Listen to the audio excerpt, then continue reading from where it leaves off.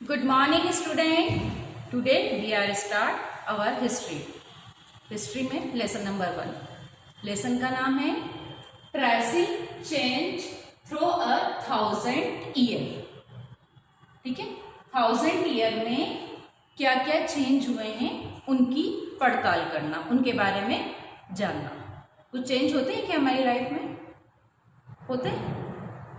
आज हम जैसे हैं, क्या हमारी दादी की अगर हम बात करें तो वो वैसी थी क्या उनके बचपन में जैसे हम हैं, या क्या आज जो हमारा लिविंग स्टैंडर्ड है सेम वही हमारी दादी के टाइम पर था, दादी नानी के टाइम पर, या उससे भी पहले अगर हम जाएं तो?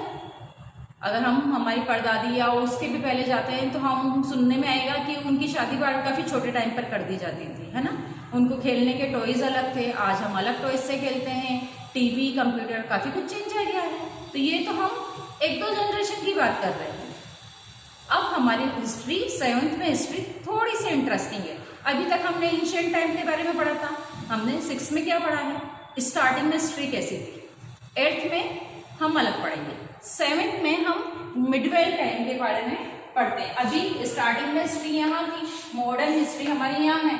अभी हम ये बीच वाला जो टाइम है उस टाइम के बारे में 7th में स्टडी करेंगे कि इस टाइम पर हिस्ट्री में क्या क्या हुआ है और किस तरह से धीरे धीरे चेंजेस आए हैं.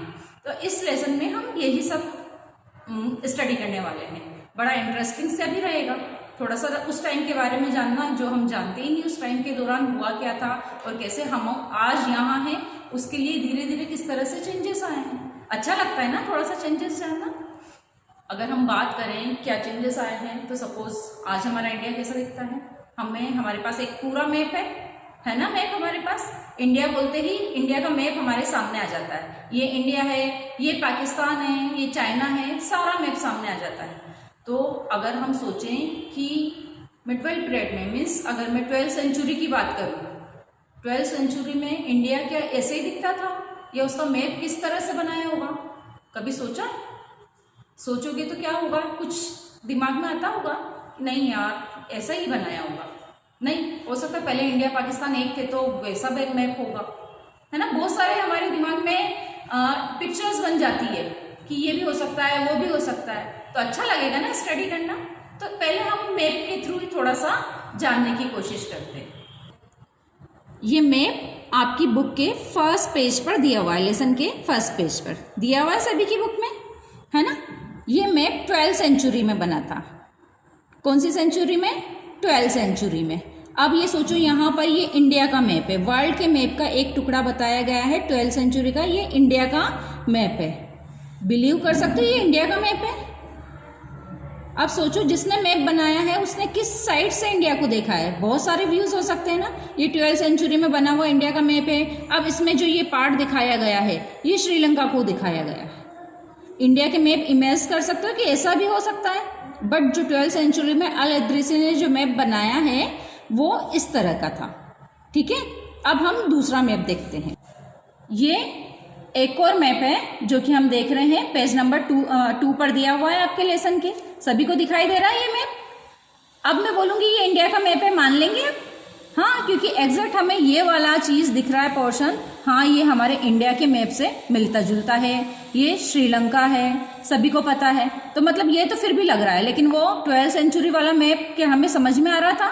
नहीं आ रहा था. ये किसने बनाया है? ये एक फ्रेंच के कार्टोग्राफर में जो मानचित्र वगैरह बनाते हैं, जो मैप वगैरह बनाते हैं, उनका ड्रॉ किया हुआ मैप है. तो देखा हमने कि दोनों मैप में कितना ज़्यादा चेंजेस है.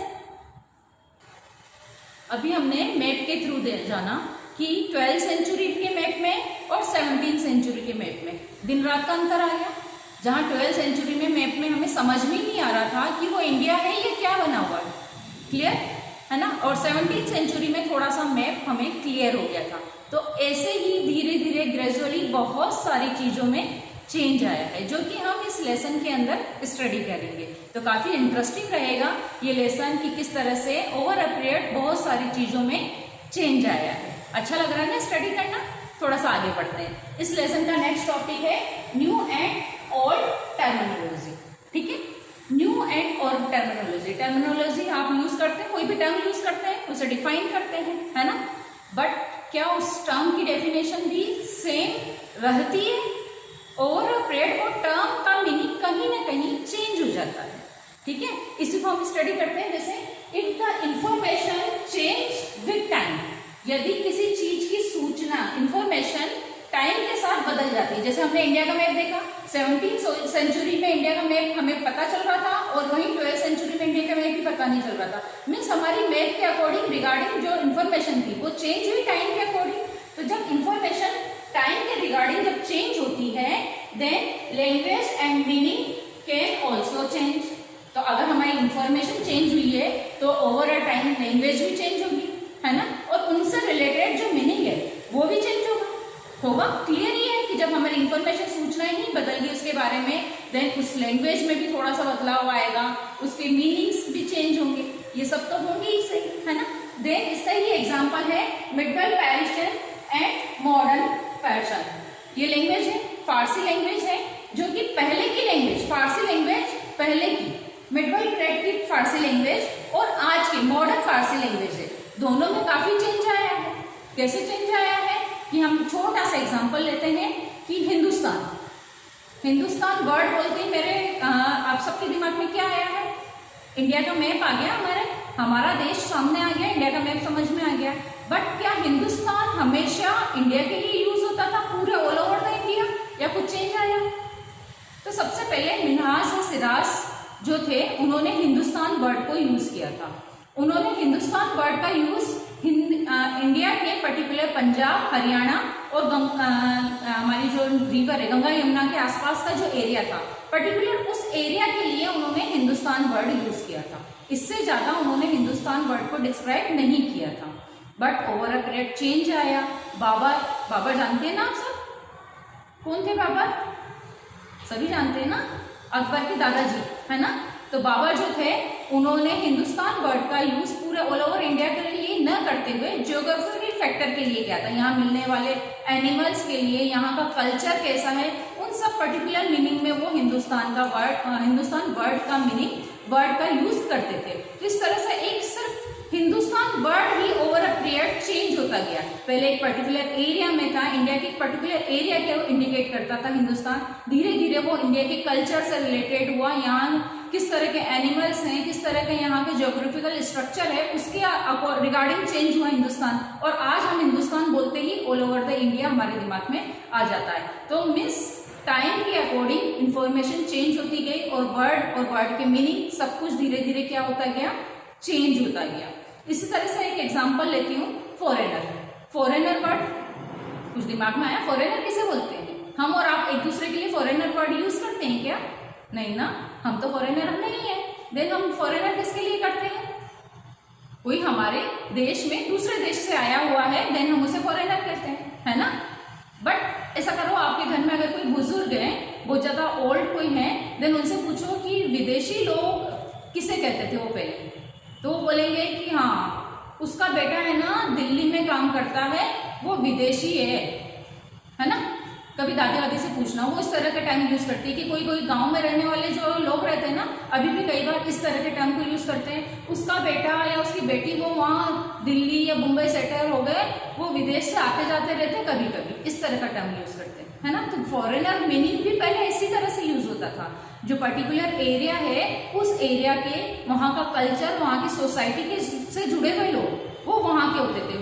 उस एरिया में अगर कोई भी नया एंटर करेगा जो उनकी सोसाइटी से मैच नहीं कर रहा, उनके कल्चर से मैच नहीं कर रहा, देन उसके लिए वो फॉरेनर वर्ड यूज करते थे। मीन्स उसी देश का है बट वो उनके कल्चर से मैच नहीं कर रहा, देन उन्होंने क्या वर्ड यूज कर लिया उसके लिए?